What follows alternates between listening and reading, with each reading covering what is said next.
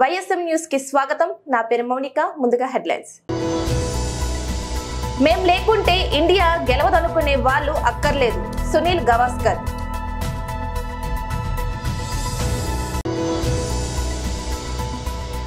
హైదరాబాద్ మరో 10 ఏళ్లు ఉమ్మడి రాజధానిగా ఉంచాలి. ఏపీ హైకోర్టులో పీల్. కొడుకు స్పీచ్, ముఖేష్ అంబానీ కన్నీళ్లు. Video viral. రిలయన్స్ ఇండస్ట్రీస్ అధినేత, ప్రపంచ కుబేరులలో ఒకరైన ముఖేష్ అంబానీ చిన్న కుమారుడు ఆనంద్ అంబానీ, రాధిక మర్చెంట్ల వివాహం త్వరలో జరగనుంది. ప్రీ వెడ్డింగ్ వేడుకలలో అనేక మంది అతిథుల సమక్షంలో పెళ్లి కొడుకు అనంత్ అంబానీ ప్రసంగించారు. తల్లిదండ్రులు ముఖేష్ అంబానీ, నీతా అంబానీలకు కృతజ్ఞతలు తెలుపుతున్నప్పుడు ముఖేష్ అంబానీ భావోద్వేగానికి గురయ్యారు. కన్నీళ్లను ఆపుకోలేకపోయాడు. ఆనంద్ అంబానీ చేసిన భావోద్వేగ ప్రసంగనలో ముఖ్యంగా తాను అనారోగ్య సమస్యలతో పోరాడుతున్నప్పుడు తన తల్లిదండ్రులు అందించిన సపోర్ట్ గురించి అనంత్ అంబానీ చెబుతుండగా ముఖేష్ కళ్ళల్లో నీళ్లు తిరిగాయి. సోషల్ మీడియాలో ఈ వీడియో వైరల్ గా మారింది. Thank you for welcoming me into your family with open arms. I am extremely thankful and grateful for having the patience for the last 7 years. Finally the day is coming. And thank you, Aman. Thank you. I would like to take blessings from my grandmom, Kokila Mummy. So, as my mom, I think my mom said it, but Kokila Mummy comes from Jamnagar. And Kokila Mummy has been a big inspiration. My grandmother has been a big inspiration to me. I always take motivation. My grandfather, wherever he is, he'll be blessing me.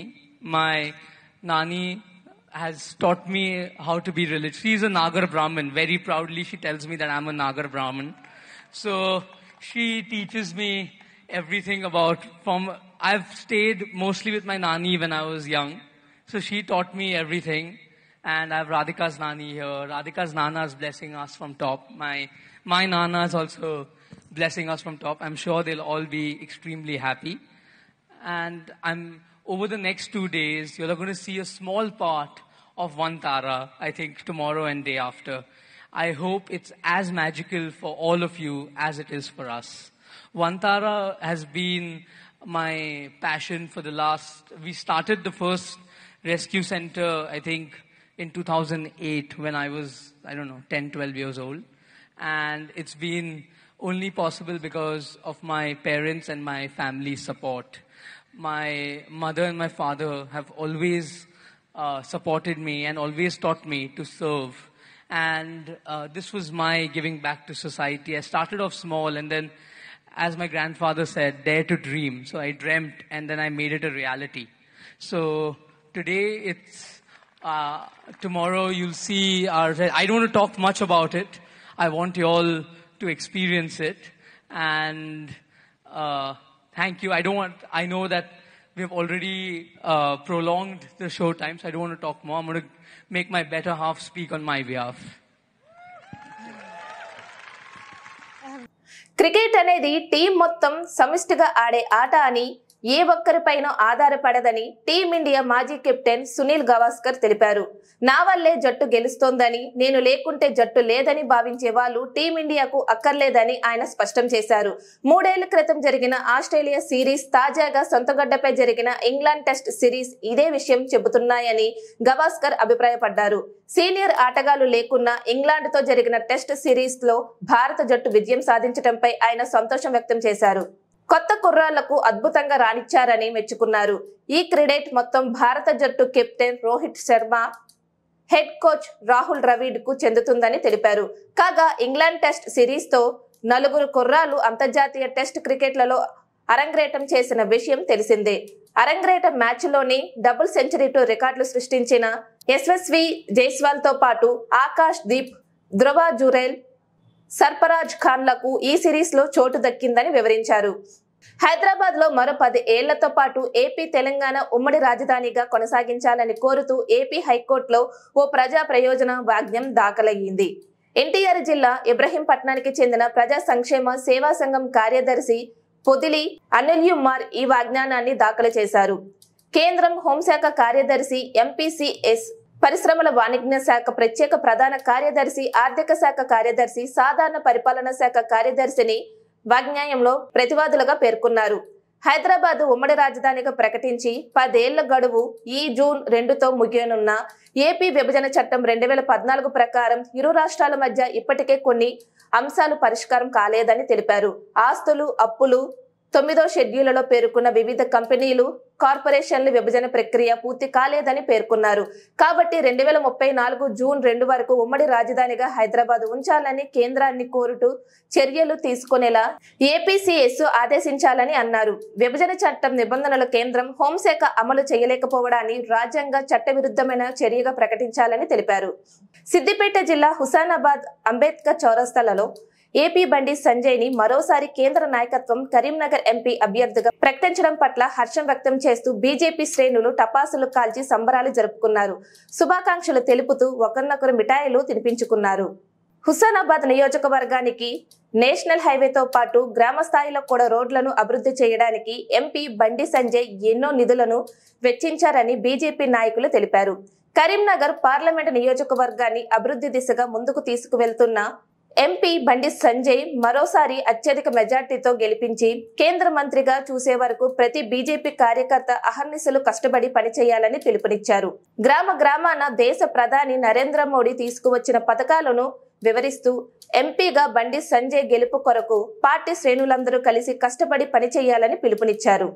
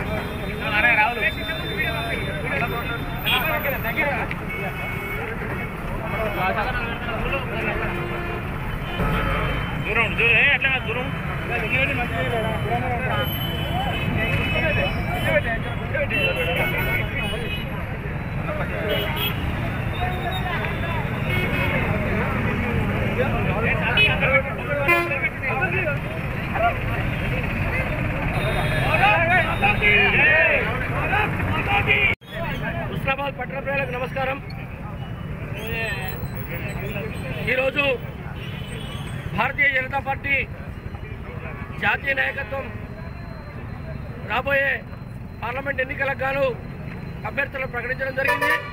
ముచ్చటగా మూడోసారి గౌరవ భారత ప్రధాని నరేంద్ర మోడీ గారు తిరిగి 400 సీట్లు కైవసం చేసుకొని దేశంలో మూడోసారి అధికారంలో రాబోతా ఉన్నారు. అందులో భాగంగానే మన స్థానిక పార్లమెంట్ సభ్యులు పెద్దలు భారతీయ జనతా పార్టీ జాతీయ ప్రధాన కార్యదర్శి బండి సంజయ్ కుమార్ గారు కూడా తెలంగాణలోని 8 మంది సభ్యుల జాబితాలో తొలి అవకాశం కల్పించడం చాలా సంతోషదాయకం. ఈ సందర్భంగా పార్టీ శ్రేణులందరికీ కూడా విజ్ఞప్తి చేస్తా ఉన్నాం, ప్రజలందరూ కూడా విజ్ఞప్తి చేస్తా ఉన్నాం. దేశంలో సుభిక్షమైన అభివృద్ధి పరిపాలన జరగాలంటే అది భారతీయ జనతా పార్టీకే సాధ్యం. ఎన్నో క్లిష్ట సమస్యలను ఎన్నోటువంటి చాలా విషయాల్లో భారతదేశం ముందడుగు వెళ్ళి ఇవాళ కరోనా తర్వాత ప్రపంచమంతా అతలాకుతలమైనప్పటికీ భారతదేశాన్ని అత్యద్భుతంగా నడిపిస్తున్నటువంటి మోడీ గారి నాయకత్వానికి మరొకసారి దేశ ప్రజలంతా కూడా మద్దతు ఇవ్వాలని కోరుతా ఉన్నాం. అలాగే స్థానిక హుస్నాబాద్ నుంచి ఈసారి భారతీయ జనతా పార్టీ అభ్యర్థి బండి సంజయ్ కుమార్ గారికి అత్యధిక మెజార్టీతో గెలిపేయడానికి కార్యకర్తలందరం కూడా సమిష్టిగా కృషి చేసి పార్టీని అలాగే బండి సంజయ్ గారిని మనం మరొకసారి మీరంతా కూడా ప్రజలు ఆదరించి అభిమానించి వారిని మరొకసారి అత్యధిక మెజార్టీతో గెలిపించి ఈ ప్రాంత అభివృద్ధి కోసం మనం కృషి చేయాల్సిందిగా కోరుతా ఉన్నాం. అలాగే గత వారు పార్లమెంట్ సభ్యులైన తర్వాత మనం ఏదైతే ఇక్కడ నిలబడ్డామో ఎలగతుర్తి నుంచి రామాపేట వరకు ఏదైతే సిద్దిపేట రోడ్డు 560 కోట్లతోని తీసుకురావడం జరిగింది. అలాగే హుస్నాబాద్ పట్టణంలోని ఆరపల్లి చౌరస్తా నుంచి నవాపేట కూడా 18 కోట్ల రూపాయలతోని మనకు డబుల్ రోడ్ రావడం జరిగింది. అలాగే అంతకుపేట నుండి కొత్తకొండ కూడా మన సిఆర్ఐఎఫ్ నిధుల కింద ఇవ్వడం జరిగింది. చాలా నిధులను హుస్నాబాద్ మండలానికి హుస్నాబాద్ నియోజకవర్గానికి వారు వెచ్చిస్తూ ఉన్నారు. తప్పకుండా వారికి హుస్నాబాద్ ప్రజల ఆశీర్వాదం అందజేసి వారిని మరొకసారి ఎంపీగా గెలిపించి కేంద్ర మంత్రి అయ్యేందుకు మన హుస్నాబాద్ నుంచి అత్యధిక మెజార్టీ రావాలని చెప్పి కోరుతా ఉన్నాను. ఈరోజు మన ప్రియతమ నాయకుడు బండి సంజయ్ గారికి డిక్లేర్ చేయడంలో నరేంద్ర మోడీ గారికి ప్రత్యేక కృతజ్ఞతలు తెలుపుకుంటూ, ఇవాళ భారతదేశం ఒక 10 సంవత్సరాల క్రితం ఏ పరిస్థితులు ఉండే, ఇవాళ ఈ పరిస్థితులను ప్రజలందరూ గమనిస్తూ ఉన్నారు. ఇవాళ భారత్ ఏం చెప్తే అది మనం చేయాల్సిందే పరిస్థితి వచ్చిందని అని చెప్పి ప్రపంచ దేశాలు అనుకునే పరిస్థితులు ఉన్నాయి. ఏదైతే చెప్తాడో అదే చేస్తాడు అనే నమ్మకం అనేది ప్రపంచ దేశాలనే ఉన్నాయి. ఈ మధ్యనే మన రష్యా కానీ అమెరికా కానీ వాళ్ళు మన సలహా సూచనలు తీసుకొని వాళ్ళ దేశాలను నడిపించుకున్నటువంటి పరిస్థితి వచ్చిందనంటే దీన్ని ప్రజలందరూ గమనించి మరి రాబోయే కాలంలో కూడా ప్రపంచంలో మన అగ్రగామిగా మన ఏ పరిస్థితి ఉన్నదనంటే కేవలం అది నరేంద్ర మోడీ గారి నాయకత్వంలోనే. కాబట్టి తప్పకుండా అత్యధిక మెజార్టీతోని సంజయ్ను గెలిపించేసి మనం నరేంద్ర మోడీ గారికి బహుమతిగా ఇవ్వాలని చెప్పి హుస్నాబాద్ నియోజకవర్గ ప్రజలందరినీ నేను ప్రత్యేకంగా కోరుకుంటూ వారు తప్పకుండా అత్యధిక మెజార్టీని గెలిపించాలని చెప్పి ప్రత్యేకంగా వారిని కోరుకుంటూ నేను నాకు అవకాశం ఇచ్చినందుకు మెదక్ జిల్లా చిన్న శంకరంపేట మండలంలోని పలు గ్రామాలలో పర్యటించి అభివృద్ధి కార్యక్రమాలకు శంకుస్థాపనలు చేసిన మెదక్ ఎమ్మెల్యే మైనంపల్లి రోహిత్ వామ్ ఈ సందర్భంగా మెదక్ ఎమ్మెల్యే మాట్లాడుతూ తాను ఎప్పుడూ ప్రజలకు అందుబాటులో ఉంటూ ప్రజల సమస్యల పరిష్కారం కోసం కృషి చేస్తామని పేర్కొన్నారు. ఈ కార్యక్రమంలో కాంగ్రెస్ పార్టీ శ్రేణులు ప్రజలు అధిక సంఖ్యలో పాల్గొన్నారు.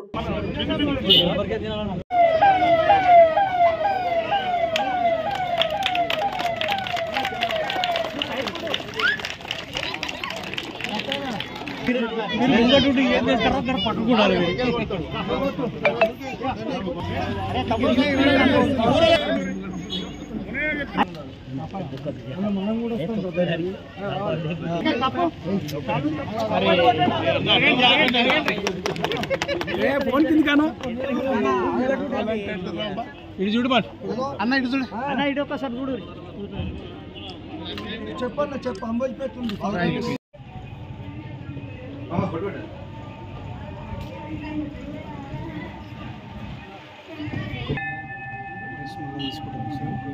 మళ్ళీ తీసుకో వచ్చింది 5 మళ్ళీ తీసుకో మండలం మొత్తం అందులో వచ్చింది.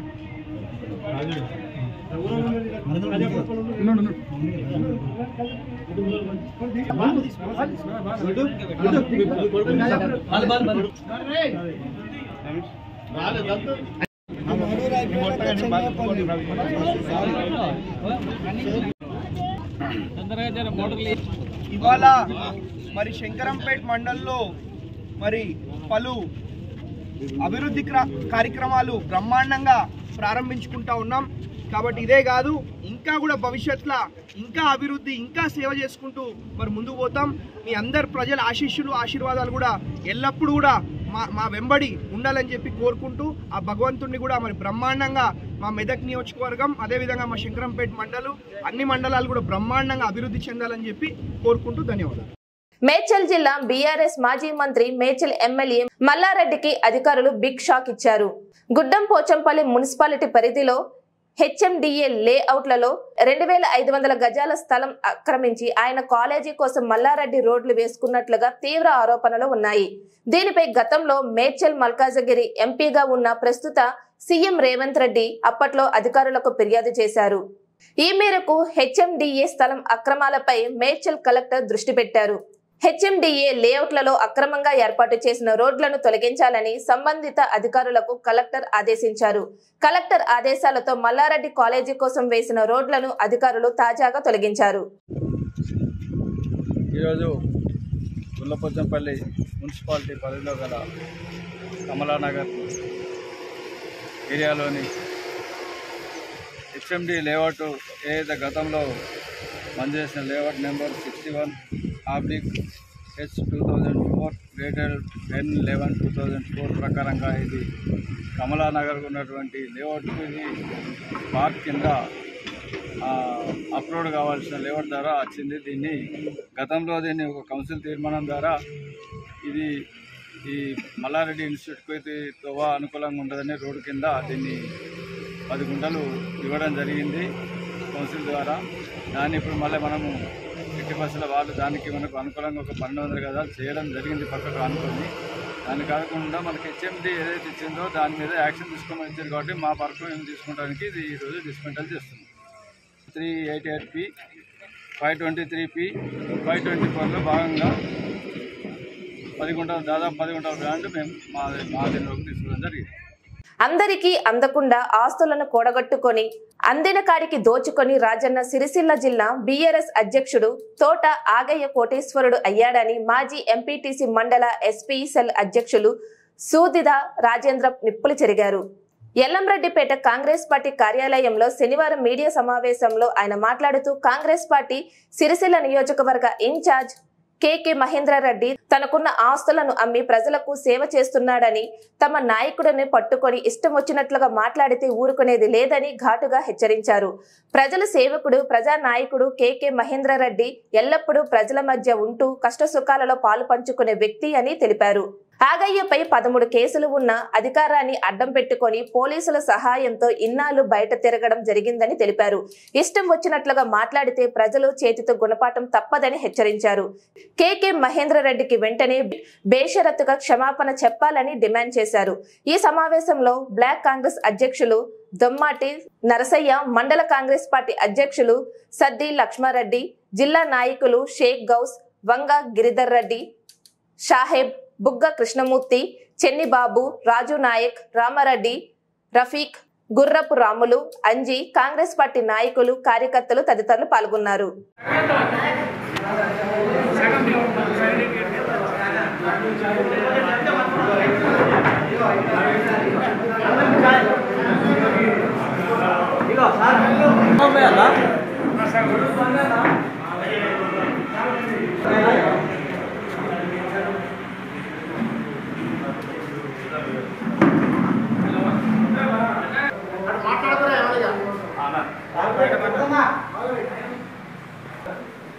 సిరిసిల్లలో టీఆర్ఎస్ మీటింగ్లో జిల్లా అధ్యక్షుడు మరి తోటాగయ్య గారు మరి మా ఇన్ఛార్జ్ అయినటువంటి కేకే మహేంద్రన్న మీద లేనిపోని ఆరోపణలు చేసుకుంటూ మరి నిజంగా నువ్వు రైతుల కోసం కొట్లాడినవా, మరి బీడీ కార్మికుల కోసం కొట్లాడినవా అని చెప్పేసి ఇవాళ తోటాగయ్య చెప్తుంటూ మరి నిజంగా కూడా ఆయన నిజంగా ప్రజలు ఆశీర్వదించలేరు. నిజంగా కేకే మహేంద్రన్న ఓడిపోయినప్పటికీ కూడా 4 సార్లు ఓడిపోయినప్పటికీ, 5 సార్లు ఓడిపోయినప్పటికీ కూడా మరి నిజంగా ప్రజల పక్షాన ఉంటూ ఆయనకున్న యావదాస్తులు అమ్ముకుంటూ ఇలా ప్రజల కోసం ఇదే కాన్షియస్ని పట్టుకొని ఇలా తిరుగుతుంటూ గెలుపుకోవటం అనేది ప్రతి ఒక్కరికి సహజం. ఓడుడు గెలుచుడు అనేది పక్కన పెట్టుకుంటే మరి ఇప్పుడు కాంగ్రెస్ గవర్నమెంట్ వచ్చిన తర్వాత ఇలా 10 కోట్ల రూపాయల నిధులు తీసుకొచ్చి మరి కాన్స్టిట్యున్సీ అభివృద్ధి కోసం మరి అలా అన్ని దగ్గరలో కూడా ఇలా శంకుస్థాపనలు కానీ చేస్తూ ఉన్నాం.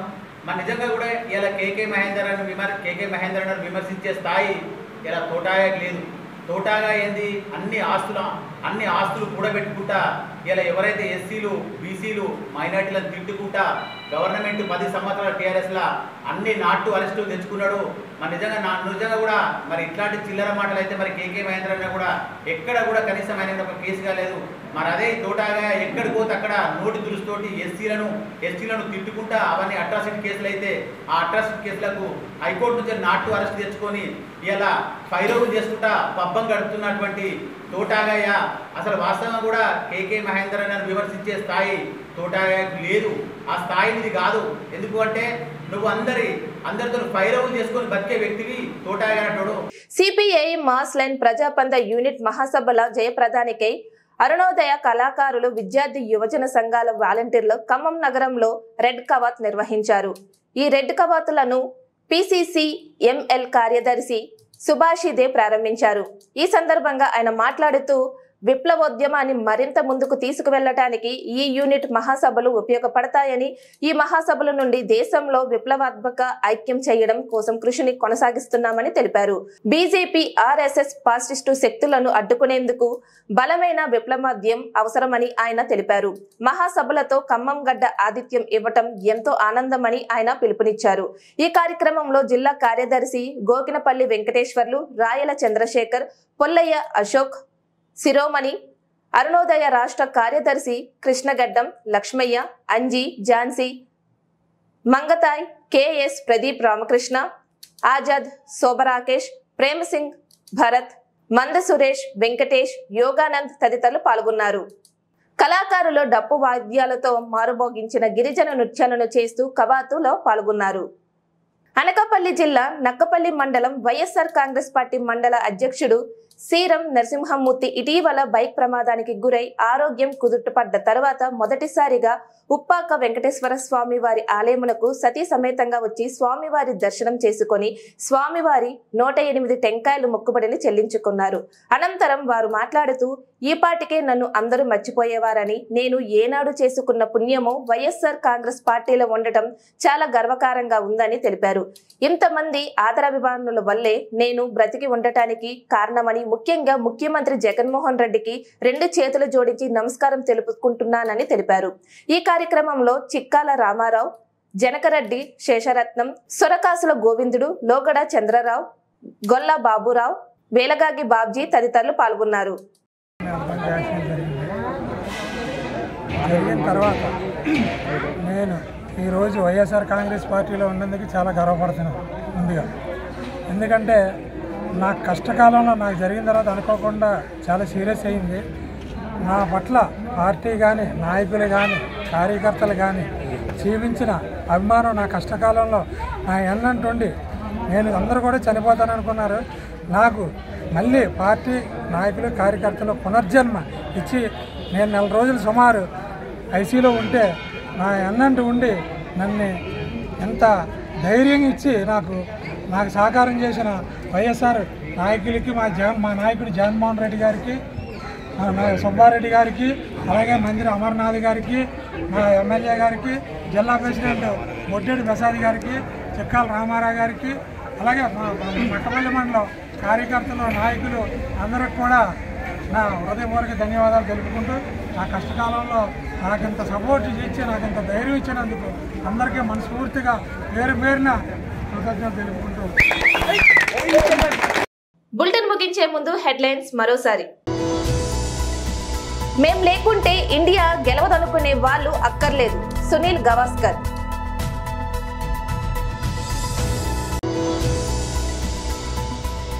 హైదరాబాద్ మరో 10 ఏళ్లు ఉమ్మడి రాజధానిగా ఉంచాలి, ఏపీ హైకోర్టులో పీల్. కొడుకు స్పీచ్, ముఖేష్ అంబానీ కన్నీళ్లు, వీడియో వైరల్. ఇది ఇవాల్టి బులెటిన్. మరొక బులెటిన్ లో మళ్ళీ కలుద్దాం. అంతవరకు సెలవు, నమస్తే.